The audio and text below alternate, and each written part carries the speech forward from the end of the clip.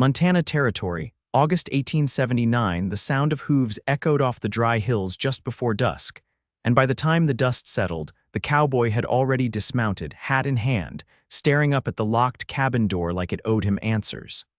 "Delaney," he called, voice rough from the ride. "It's me." Boone Whitlock. From inside, silence. The windows were shuttered.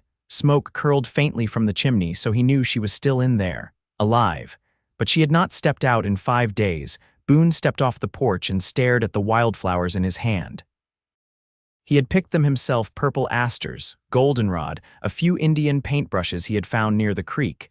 He set them down on the porch, careful not to crush a single petal. "I ain't leaving," he said, more to the door than to her. "Not till I know you're all right." Inside, Delaney Langford sat at the kitchen table, jaw clenched, eyes red. She heard the creak of the porch boards, heard his voice, and her body tensed. She gripped the edge of the table until her knuckles turned white. She had not meant to lock herself away. Not really. But after the letter came the one from her sister in Wyoming, saying their mother had died and no one had told her something, and Delaney had just shut down. She had not left the cabin, had not gone to town, had not spoken a word to anyone. Not even Boone, who had been the only soul in these parts to ever make her feel like she belonged again. She had come west 3 years ago, a widow with nothing but a trunk and a boy. Now the boy was buried at the edge of the woods behind the cabin, and the trunk sat unopened in the corner. Boone stayed. He brought his bedroll that night and laid it out on the porch. He slept with his hat over his face, boots still on, rifle close.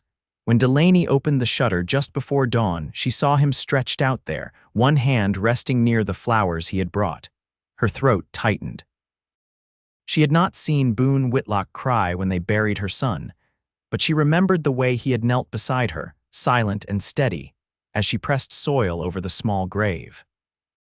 She remembered how he had not spoken, just held her hand afterward until the sun dipped low and the prairie wind turned cold. That was a year ago.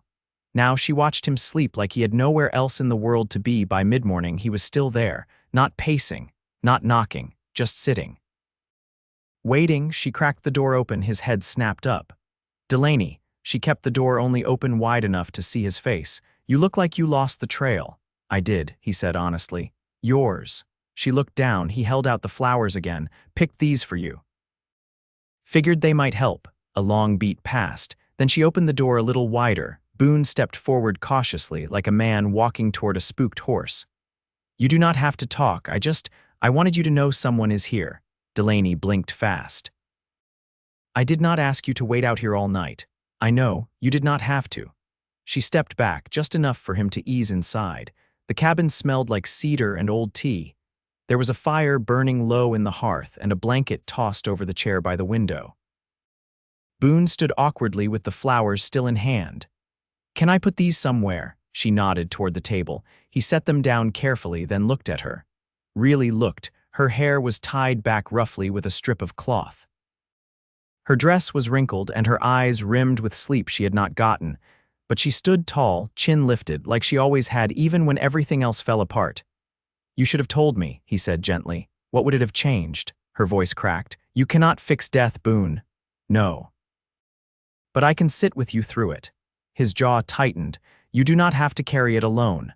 Delaney turned away, shoulders shaking. Boone crossed the space between them and touched her arm. She did not pull away.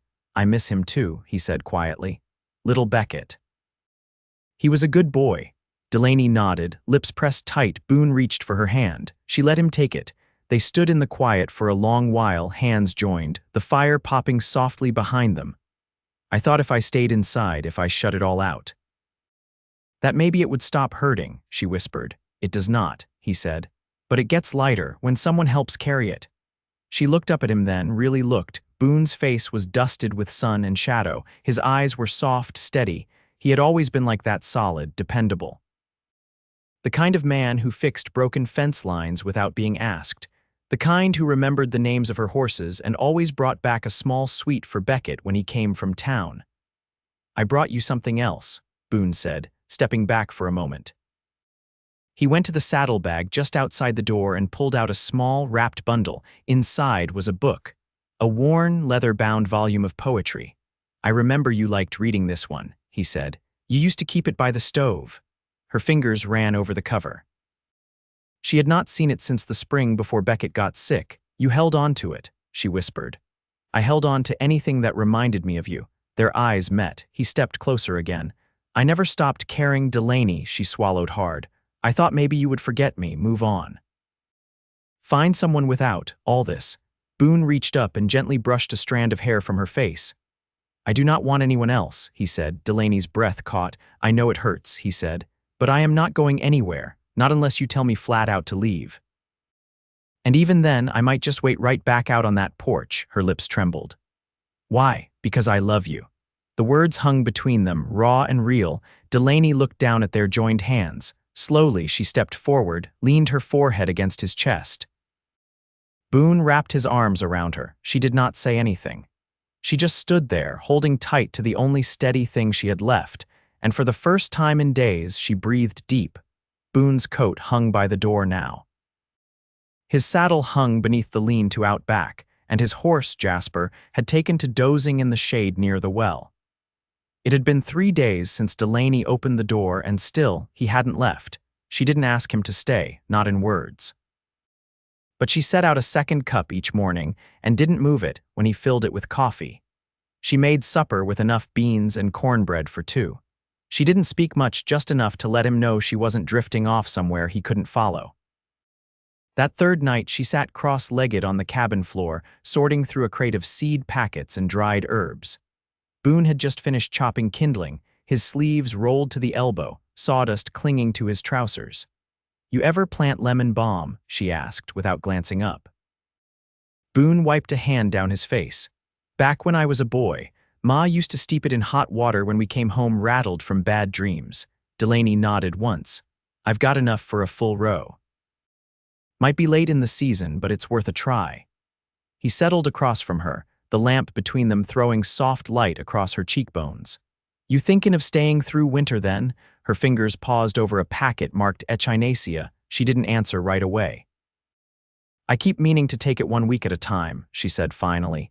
But the days keep passing and I'm still here. Boone leaned back on his hands. You could do both, stay and still be changing. I don't know what I'm becoming yet, she said, her voice low. Don't reckon you need to. Just gotta keep going. They didn't speak for a while after that. Outside, the wind dragged through the cottonwoods behind the cabin. The fire snapped in the hearth. Boone rubbed his palm over one knee. I saw your name in the church ledger in town. For the quilting circle, Delaney's eyes flicked up, wary.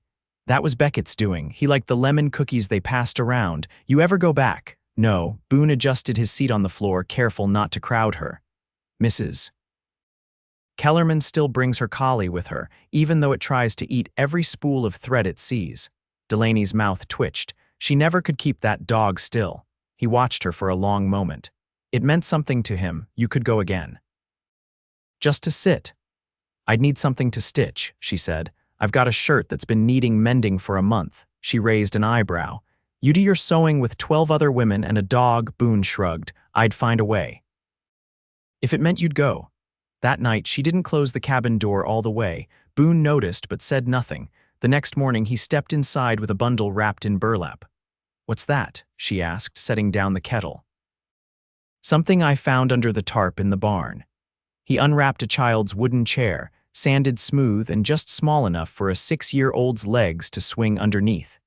The paint had faded, but the carved initials on the backrest were still clear. Her breath caught. I thought maybe it'd help to fix it up, Boone said. Make it something new. She crouched beside it, running her hand over the worn seat. He used to drag this out to the porch just to sit beside me when I shelled peas. Boone crouched too, careful not to crowd her. You think we could paint it? Maybe give it a place by the hearth, she nodded, slow. As he watched her hands brush dust from the old wood, he felt something shift, not sudden, not sharp. Just a quiet easing, like the first warm wind after a long freeze. Later, she stood by the open window, watching the sky darken. I still have his boots, she said. Can't seem to put them away. You don't have to, Boone replied. Not ever. She turned to look at him. You don't ask much, do you? I just want to be here. However you'll have me. She studied him for a long time, then said, I could use help clearing the south fence tomorrow, he nodded. I'll bring my tools. And with that, the sky deepened to velvet and the lamp burned low, and for the first time in weeks she slept without waking. By late August, the wild chokecherries had ripened along the southern edge of the property. Delaney stood in the waist-high grass with a woven basket hooked over one arm, sun on her shoulders, and the scent of crushed sage rising beneath her boots. Boone worked a few yards off, pulling rusted wire from the collapsed stretch of the south fence, sleeves rolled back, his hat casting a long shadow across his neck. "You ever make syrup?" she asked, plucking a cluster of berries. "Once," he said, eyes flicking toward her. "Didn't turn out sweet, but it cured a cough that hung on half the month." Delaney smiled faintly, not looking at him. "You boiled it too long." "I boiled it till the kettle near burned." "Then you boiled it too long." She moved along the row of brush, fingers nimble, her braid tucked beneath a cotton bonnet. Boone watched her out of the corner of his eye, how she moved with quiet purpose again, how her hands no longer shook when she reached for things. She didn't cry anymore, not in front of him, but sometimes her eyes went far away. When they did, he let her be. He wrangled the last of the wire loose and stepped back, wiping his brow. "You think you'll plant up here next spring, if the soil's good," she said. "Could run squash and beans. Maybe corn if it gets enough sun. You'll need help to till it. I've got 2 hands. You've also got a man standing 10 feet away with a mule and nothing better to do." She glanced at him then, just a flick of her eyes, the corner of her mouth tugging upward. "Sounds like a fair trade." They walked the fence line together at dusk, her basket now half full, his rope coiled back at his side. The air had cooled and the sky burned gold behind the ridge. They didn't speak much and neither seemed to mind. Back at the cabin, Delaney ladled stew into 2 bowls, the meat soft from slow cooking, the carrots just holding shape. Boone washed his hands at the pump and came in quietly, setting his tools by the door. She slid his bowl across the table. "I used the last of the thyme." He took a bite, chewed slowly. "Tastes like you knew what you were doing." "I didn't." He smiled but said nothing. Later, after the dishes were stacked and the oil lamp trimmed low, she lingered near the hearth, arms crossed loosely. Boone stood beside the window, watching the wind stir the treetops. "Did you ever plan on settling?" she asked. He turned. "You mean before?" "I mean it all." He leaned against the frame, rubbing his thumb over the bridge of his nose. "I used to think I'd keep moving. Find a patch of land out past the Black Hills, maybe, but places don't mean much unless someone's waiting there." Delaney tilted her head. "And now I think I'd be fine staying put." He met her eyes. "If the right person was here." She didn't look away. "A lot of folks leave when things get hard." "I've left before," he said, "but never from the right place." The lamp flickered. She stepped closer, slow but sure, stopping just within reach. "I've still got pieces to gather," she said. "I don't know what it'll look like when I do." "I'm not asking for the whole picture," he said. "Just a place in it." She reached up, her fingers brushing the edge of his collar. "You already have one." He covered her hand with his, warm and steady. Outside, the cabin stood quiet under the stars. Inside, 2 bowls sat drying by the fire and the scent of sage lingered faintly in the air. Boone didn't speak again that night, neither did she. But when the lamp was turned down and the door bolted with care, the hush that followed wasn't grief anymore, it was peace. The first frost came early that year, fine as lace across the pasture grass. Delaney stood on the porch in her shawl, watching the horse's breath curl in the morning air. Boone had risen before dawn, as he always did now, and was hauling feed from the lean-to with a slow, even gait. He didn't look back at her, but he didn't need to.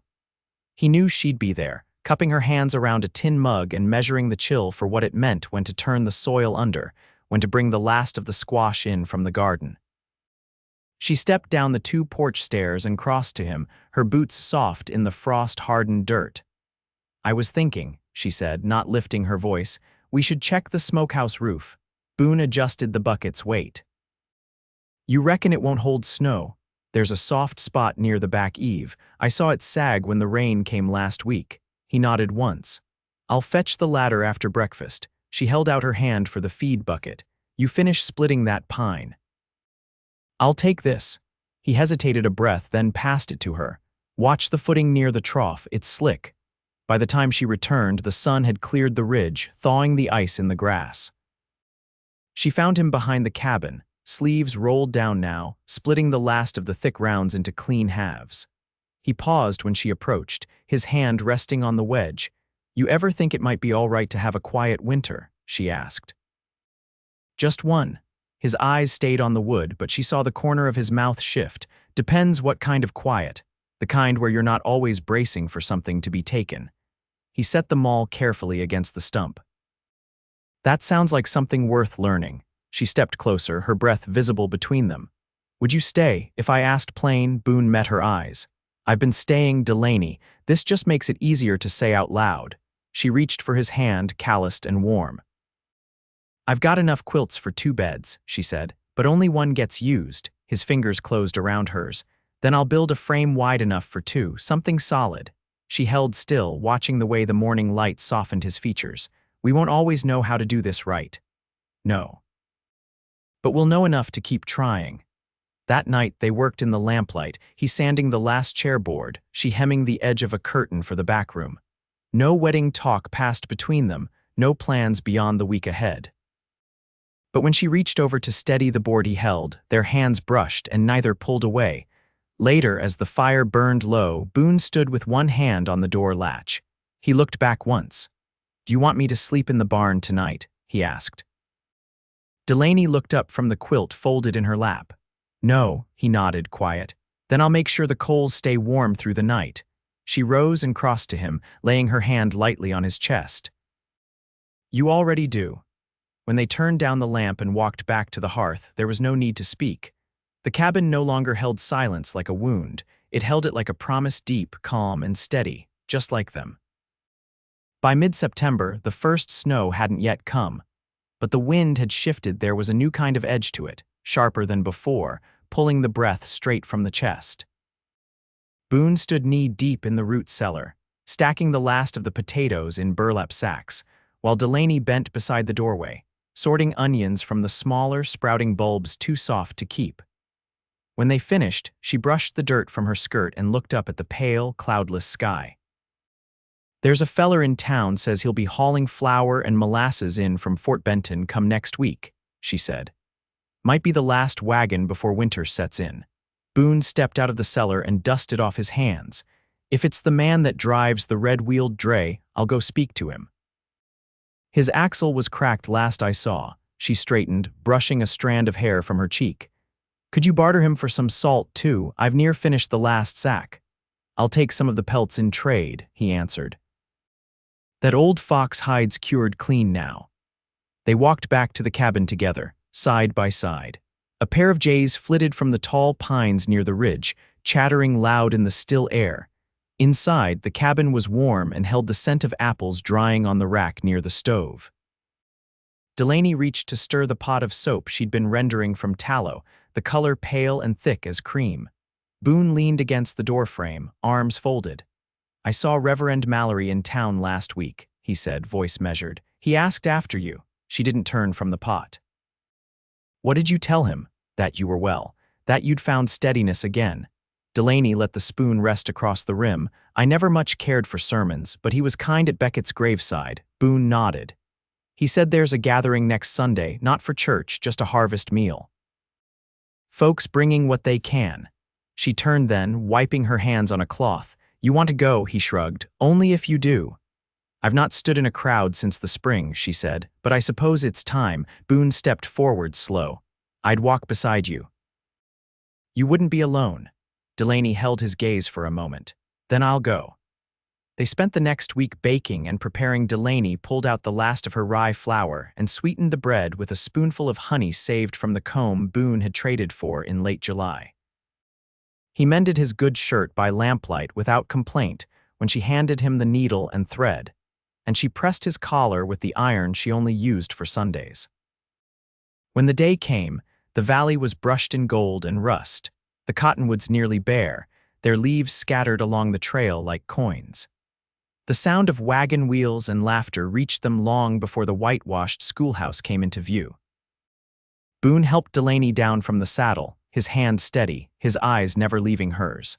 Inside, tables were pushed end to end, covered in checkered cloths and dishes of every shape.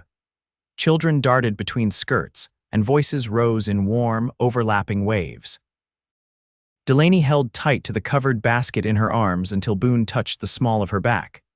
"Let's find a place to sit," he said. They shared plates of beans and cornbread, dried apple pie and roasted squash. Delaney listened more than she spoke, eyes watchful but no longer wary, when Mrs.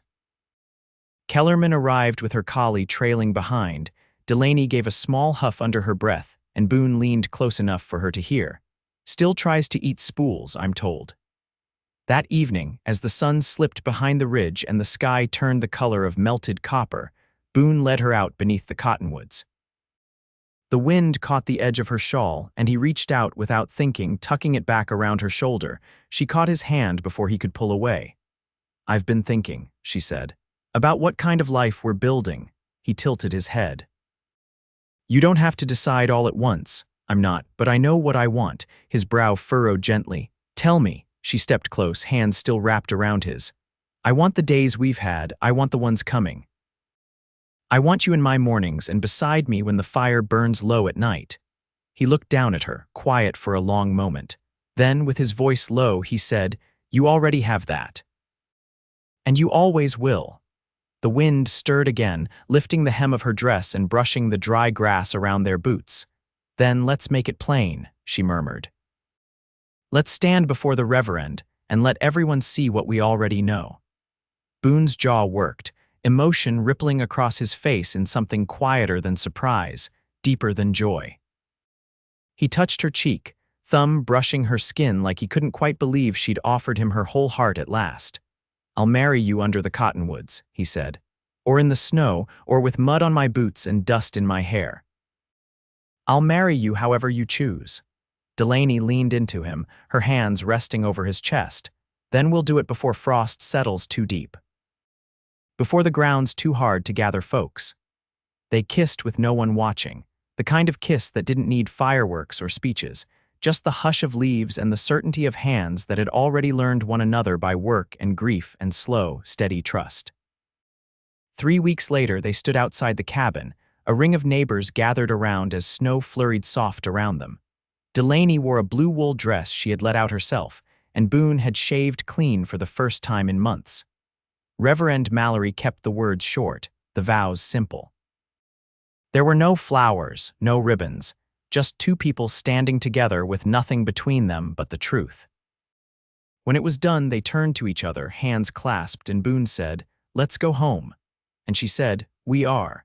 They spent that winter wrapped in quiet, in shared labor and warm laughter. The cabin stayed lit with lamplight and the smell of bread. Boone built the wide bed frame he'd promised, and Delaney stitched a new quilt, pieced together from scraps of Beckett's old shirts and worn muslin. They lived not in forgetting, but in fullness, honoring what had been and building what was now theirs. Years passed, slow and sure as the river thawing each spring.